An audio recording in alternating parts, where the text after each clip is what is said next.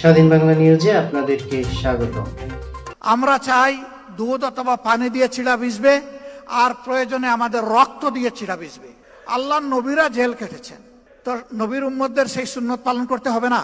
কারো আছে বেগম পাড়া, কারো আছে পিসি পাড়া, আমাদের নাই তো ওটা, এবং আমাদের এটা প্রয়োজনও নাই। আলহামদুলিল্লাহ, তারা ঠিকই সিঙ্গাপুর, সাংহাই এবং কানাডা তৈরি করেছে, তবে 18 কোটি মানুষের জন্য নয়, তাদের নিজেদের জন্য। আল্লাহ তাআলা মাটির উপরে, পানির ভিতরে, পানির নিচে, সমুদ্রের গভীরে এবং সমুদ্রের তলায় সব জায়গায় সম্পদ দিয়েছেন। সম্পদের কোনো কমতি নাই।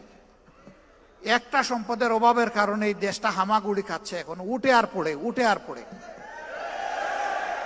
সেই সম্পদটা হচ্ছে সততার সম্পদ।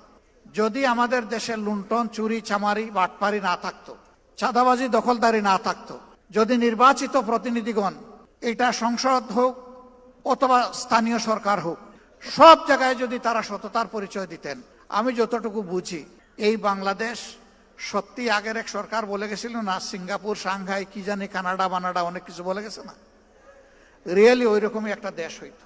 তারা ঠিকই সিঙ্গাপুর, সাংহাই এবং কানাডা তৈরি করেছে, তবে 18 কোটি মানুষের জন্য নয়, তাদের নিজেদের জন্য।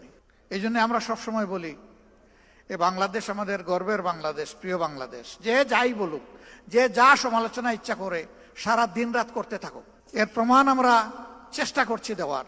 প্রথমত, এই দেশের মানুষকে আমরা ভালোবাসি, এদেশের মাটিকে আমরা ভালোবাসি। এই জন্যে অনুকূল প্রতিকূল সকল অবস্থায় আলহামদুলিল্লাহ আমরা এই দেশেই আছি। অনুকূল অবস্থায় থাকতে তো কোনো সমস্যা নাই, কিন্তু যখন প্রতিকূলতা দেখা দিবে তখন থাকাটা হলো অনেক চ্যালেঞ্জের। মৌলানা দেলোয়ার হোসেন সাঈদীর জন্য দুনিয়ায় কি কোনো দেশ ছিল না? মতিউর রহমান নিজামী রাহিমাহুল্লাহর জন্য কোনো দেশ ছিল না? আমাদের আইকন, মাতার তাজ অধ্যাপক গোলাম আজম রাহিমাহুল্লাহর জন্য কোনো দেশ ছিল না?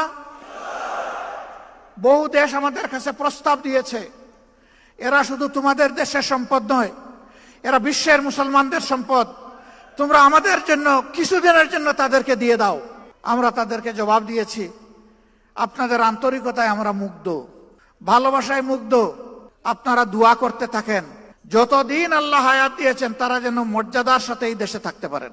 কিছু নপুংসক বলে, মর্যাদা আল্লাহ যারে দে তার কি জেলে যাওয়া লাগে?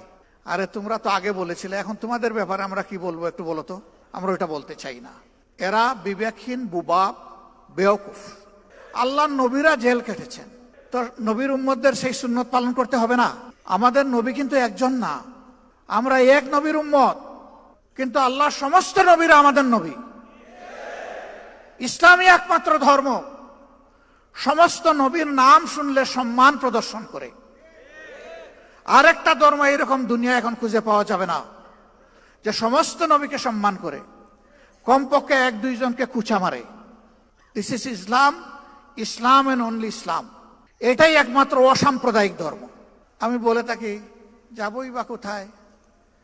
আমাদের তো একটি বেগম পাড়াও নাই, পিসি পাড়াও আমাদের নাই, যাবো কোথায়? কারো আছে বেগম পাড়া, কারো আছে পিসি পাড়া, আমাদের নাই তো ওটা, এবং আমাদের এটা প্রয়োজনও নাই। আলহামদুলিল্লাহ, আল্লাহ যে জায়গায় মায়া করে, মহব্বত করে পয়দা করেছেন, এই জায়গাতেই যেন আল্লাহ বেশি করে বরকত দিয়ে দেন। আমরা আশা করি এই দলের হাতে আল্লাহ যদি দেশ পরিচালনার দায়িত্ব দেন, এখন আমরা দল নিয়ন্ত্রণ করেছি, আমরা ইনশাল্লাহ দেশও নিয়ন্ত্রণ করতে পারব। আমরা যখন নিজেরা ঘুষ খাবো না, যখন চাঁদা দাবি করব না, যখন আমরা দখলদারিতে যাব না, তখন আশা করি বাকি সকলে বার্তা পেয়ে যাবেন এবং সকলের কান খাড়া হয়ে যাবে। আমরা সমাজ বদলের বাস্তব স্বপ্ন দেখি, এবং আমরা কোথায় চিড়া ভিজাতে চাই না। আমরা চাই দুধ অথবা পানি দিয়ে চিড়া ভিজবে, আর প্রয়োজনে আমাদের রক্ত দিয়ে চিড়া ভিজবে। সেই রক্ত যদি আল্লাহ মানবতার জন্য, মানবতার মুক্তির জন্য আল্লাহ কবুল করেন। এমন আরো রাজনৈতিক আলোচনা এবং বিশ্লেষণার ভিডিও পেতে আমাদের চ্যানেলটি অবশ্যই সাবস্ক্রাইব করবেন। সকলকে